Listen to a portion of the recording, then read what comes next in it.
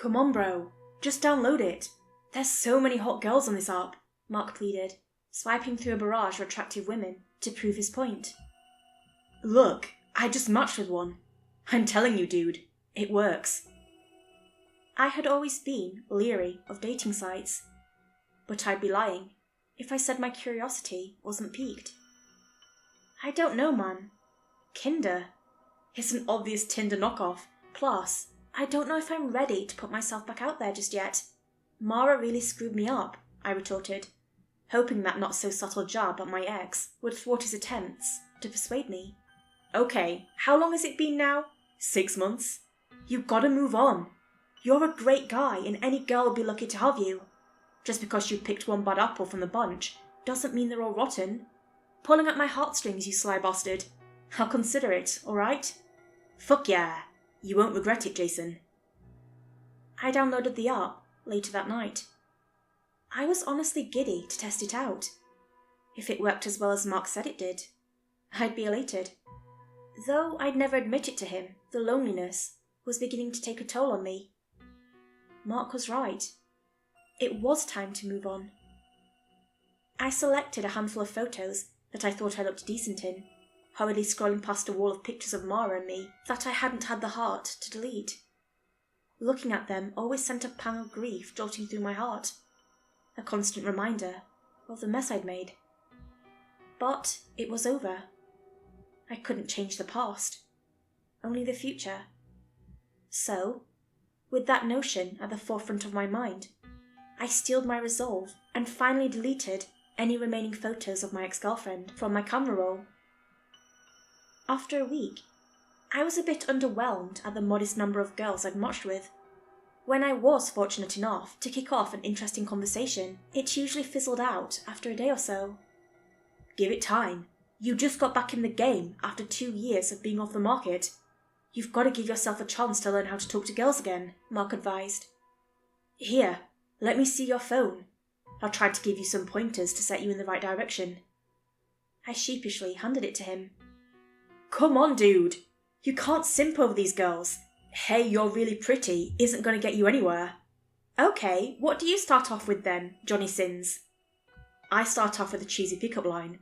Sometimes it makes them laugh, and it's not a bad way to break the ice. Which one do you use? I queried, hoping to pilfer his. I start off with, are you a parking ticket? Because you have fine written all over you. But you can't steal mine. You have to find your own, he smirked. Ugh, fine. I'll see what Google has to offer.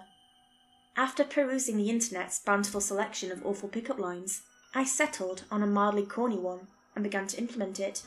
The pickup line did little to bolster my already lacking self-esteem. I was feeling dejected, nearly ready to give up on the app altogether, when a notification lit up my screen. Kinder, you got a match. My heart fluttered. I hurriedly typed in my passcode and opened the dating app. New match, Jessica. I started swiping through her pictures. Jessica was drop-dead gorgeous. I had no recollection of ever coming across her profile in the first place, but I knew I had to make a move on her. All right, Jay, you got this, I muttered. With nothing original coming to mind, I copy-pasted the pickup line from my latest failed conversation and pressed send. I waited with bated breath for a response. She replied almost instantly. That's a good one. Thanks, cutie. My heart skipped a beat. I messaged back right away. A little desperate, I know, but hindsight is always 20/20. She didn't seem to mind, though. Jessica and I really hit it off. I didn't understand why such an attractive girl chose to talk to me out of all people, but I crammed the thought deep in the recesses of my mind. It was really working. I was actually having a great conversation for the first time since downloading the app. After a couple days, I mustered up the courage to ask Jessica on a date. She enthusiastically agreed, and we exchanged phone numbers. I called Mark to give him the good news. Okay, admittedly, I may have called him to gloat a bit over my imminent success, but that's besides the point. That's awesome, bro. See? I told you the pickup line thing would work. I have to hand it to you, man. I can't believe I'm saying this, But you were right, I admitted, much to Mark's satisfaction. Glad to be of service, kind sir, he replied in his goofiest British accent. You're a goon. She wants me to meet her at her place this Saturday. Dude, that's great. You've still got a couple of days to prepare, so just play it cool until then, and you'll do just fine. You're right. I just hope I don't screw things up. Don't worry, man. You got this. I believe in you, Mark doted, trying to boost my confidence. I really hope you're right. That night, I had one of the most vivid dreams of my life. I was alone in a dark house that I didn't recognize. The luminescent glow of the television was my only light source. I wearily stood. I felt tired. So tired. As if I was underwater with cement blocks strapped to my feet. I blearily called out into the encompassing block. Hello? Is anyone there? I didn't expect a response, so a twinge of fear and confusion pulsed through me when a soft, soothing voice emanated from deeper in the home. In here, baby, she sang, enticing me to follow. I moved as quickly as my heavy feet would allow, clumsily making my way into the hall. Where are you? I shouted. A figure began to emerge from a room at the far end of the hallway. It was Jessica. She looked absolutely magnificent. She was dressed in lingerie, her skimpy outfit proudly advertising her assets. Long brown hair flowed down her back, tapering off nearly halfway down. Her smile captured my heart, beautiful rows of stark white teeth gleaming back at me. Her stunning green eyes connected with mine, paralyzing me with her tantalizing gaze.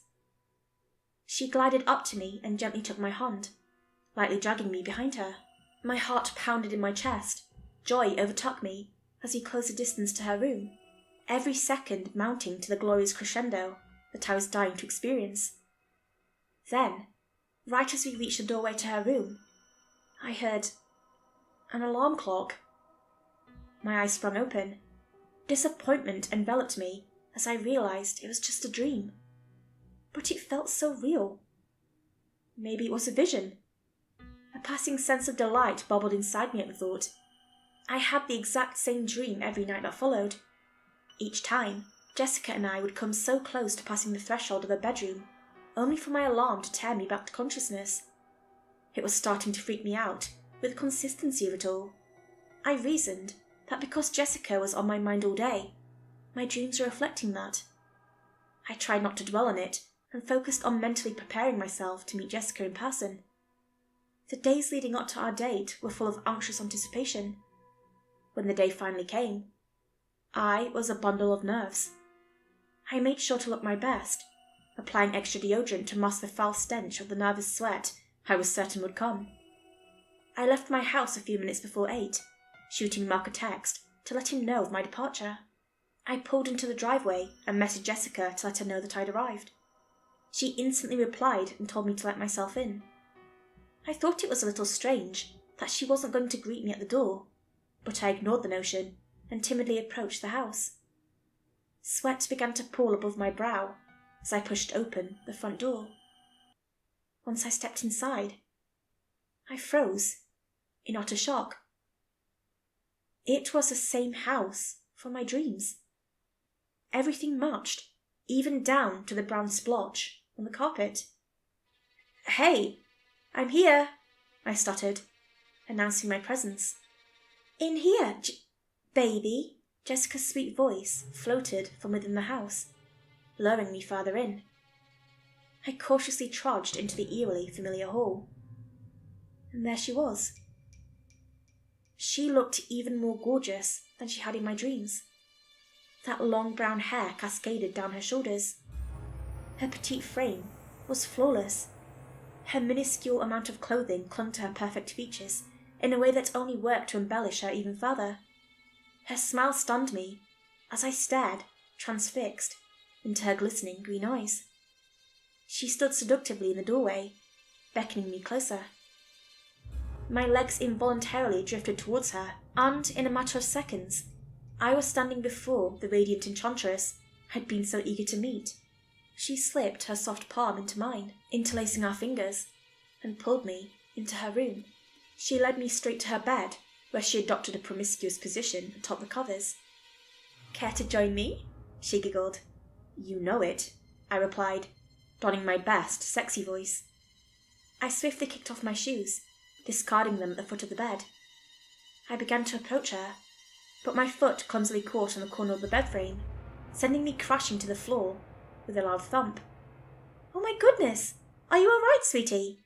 Jessica implored, alarmed at my sudden mishap. Yeah, I'm fine," I breathed, preparing to lift myself back up.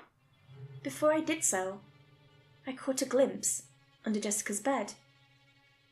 A shriveled, rotten corpse glowered back at me, hollow, sullen eye sockets cold enough to bore a hole through my chest.